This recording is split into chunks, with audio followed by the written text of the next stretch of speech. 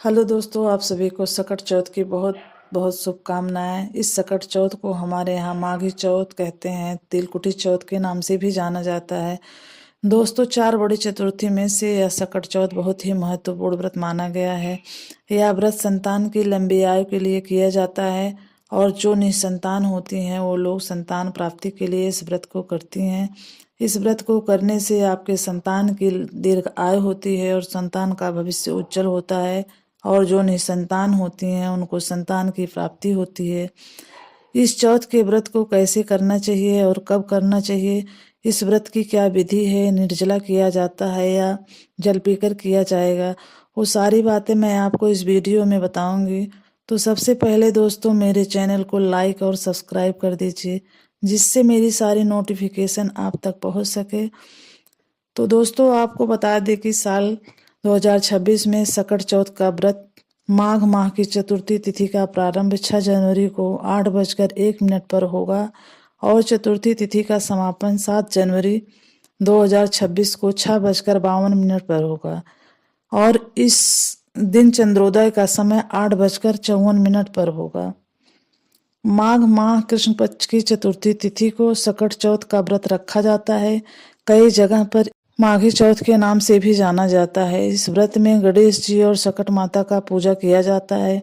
ऐसी मान्यता है जो भी सच्चे मन से निष्ठा से इस व्रत को करता है उसके ऊपर गणेश भगवान की कृपा बनी रहती है। इस व्रत के दिन तिल और गुड़ से बनी चीजों का भोग लगाया जाता है और गणेश भगवान को चढ़ाकर प्रसाद के रूप में खाया जाता है।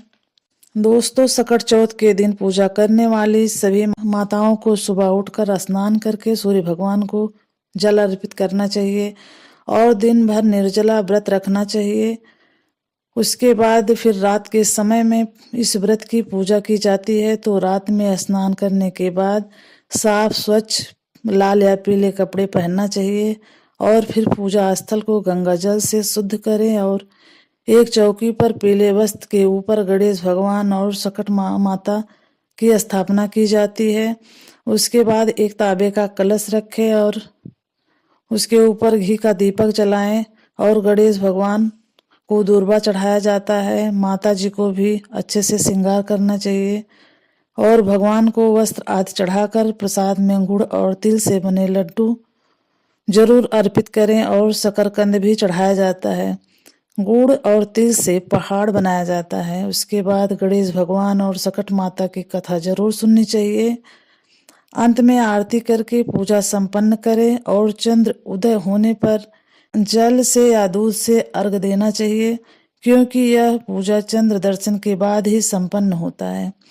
और चांद निकलने के बाद अर्घ देकर अपने संतान के दीर्घ आयु की प्रार्थना करें और भगवान से आशीर्वाद लेने के बाद प्रसाद ग्रहण करें और अपना व्रत खोलें, लेकिन इस दिन अन्न का सेवन ना करें।